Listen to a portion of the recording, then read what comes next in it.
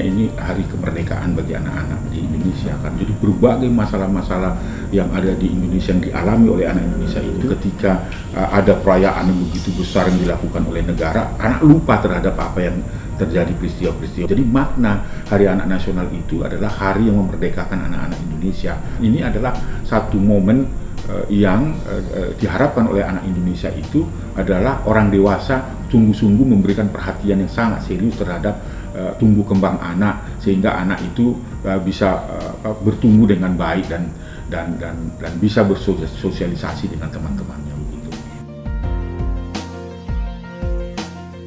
Peristiwa sekarang ini ya di dalam tahun 2015 sampai 2016 saja itu fenomena kejahatan seksual itu sudah lagi bukan dilakukan secara individu personal ya seperti kasus-kasus di 4-5 tahun yang lalu. Sekarang ini justru anak-anak justru menjadi pelaku gerombolan-gerombolan pemerkosa.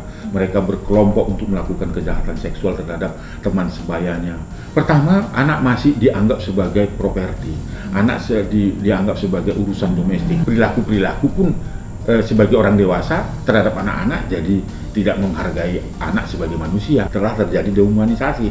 Anak-anak itu dianggap sebagai sumber ekonomi ya, bukan manusia lagi. Anak-anak dieksploitasi, dipekerjakan di jalan, menguruk keuntungan, ketidakmampuan keluarga, akhirnya anak yang dieksploitasi. Orang tua itu justru tidak menganggap anak ya sebagai manusia. Harus mengubah paradigma pola pengasuhan ya. Yang dulu otoriter, kita harus beralih ya menjadi dialogis dan partisipatif. Artinya apa? Anak-anak diberikan ruang dan akses lebih banyak untuk didengar pendapatnya menyangkut tentang dirinya. Jadi anak-anak harus betul-betul kita arahkan bagaimana dia juga memberikan pengetahuan, mengedepankan partisipasi anak yang dibutuhkan era teknologi sekarang gitu.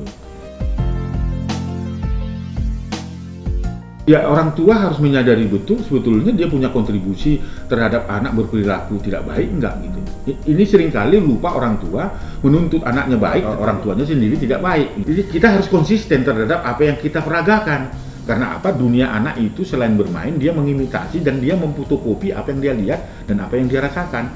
Artinya harus diberikan contoh teladan yang baik. Kan? Ada 4 pilar kan. Pertama adalah yang tanggung jawab melindungi anak itu adalah keluarga. Keluarga dalam arti itu orang tua, kerabat dan sebagainya di mana anak berada, berinteraksi.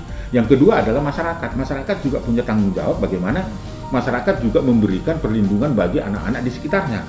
Lalu kemudian yang ketiga adalah pemerintah. Pemerintah juga tidak boleh alpa terhadap apa yang sedang terjadi dalam perubahan perilaku anak-anak. Bahkan negara itu juga mempunyai tanggung jawab yang sama untuk memberikan perlindungan terhadap anak. Jadi 4 pilar itulah yang yang harus dijadikan sebagai alat untuk memberikan perlindungan bagi anak-anak kita. Jadi tidak bisa lepas gitu. Jadi semua orang dewasa apapun lintas profesinya itu bertanggung jawab untuk memberikan perlindungan terhadap anak.